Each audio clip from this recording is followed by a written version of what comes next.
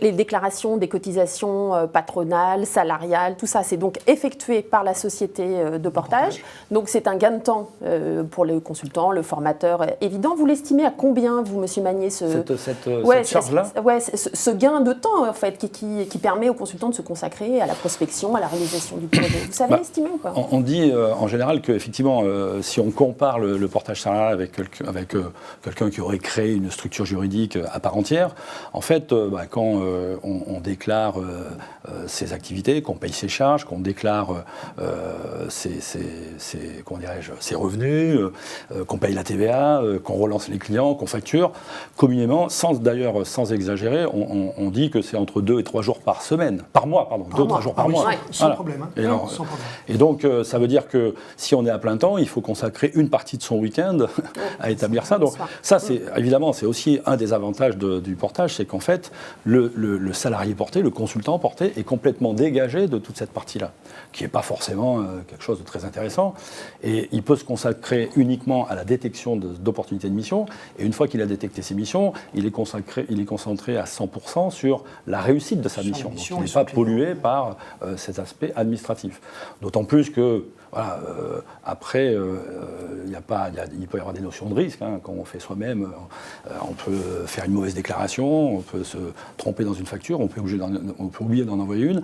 Donc, le consultant en portage se repose complètement sur la partie administrative et bien au-delà de la partie administrative sur effectivement la structure qui va aussi mettre en lien les adhérents et les consultants portés pour créer des synergies, pour créer des points de contact et puis pour animer ce réseau, pour former parce qu'on passe d'un statut de salarié à un statut d'indépendant et chez Cadre Mission, on permet justement cette transition par de l'accompagnement, des formations qui vont permettre aux salariés qui va devenir consultant peut-être d'être efficace plus rapidement, d'identifier des missions plus vite et d'avoir une activité plus importante plus vite. Voilà. Donc ça fait partie effectivement de notre engagement chez Cadre en Mission. Donc justement, quand on est salarié porté chez Cadre en Mission, on peut bénéficier, comme tout salarié, donc de formations. Ça peut être quel type de formation ou d'atelier? Ça se déroule quand? C'est en ligne, pas en ligne? En fait, c'est dans nos implantations régionales. Et en fait, c'est des formations qui sont, réalisées par des consultants qui sont déjà en portage chez nous. C'est-à-dire que, par exemple, il y a une formation sur rendez-vous visible sur les réseaux sociaux, qui est un élément important quand on est consultant indépendant. Mais c'est un spécialiste de ce secteur-là qui va venir consacrer une journée, qui est rémunéré d'ailleurs pour faire cette formation. Et donc, on va proposer à ces formations à l'ensemble des adhérents, qu'ils soient consultants, experts, managers de transition, formateurs, parce que ça, c'est un élément important pour améliorer sa visibilité. Il y a aussi la partie négociation, prospection, il y a la partie, pour ceux qui sont concernés, on peut les former à répondre à des marchés publics, à des offres qui concernent ce secteur qui est très réglementé. Il y a aussi des formations sur, une fois qu'on a acquis ces formations de base, sur la posture, sur la gestion du stress, parce qu'évidemment, quelquefois, sur certaines missions, le contexte peut être tendu. Donc, le fait de mieux contrôler ses émotions et mieux gérer son stress, ça va rendre les consultants plus performants.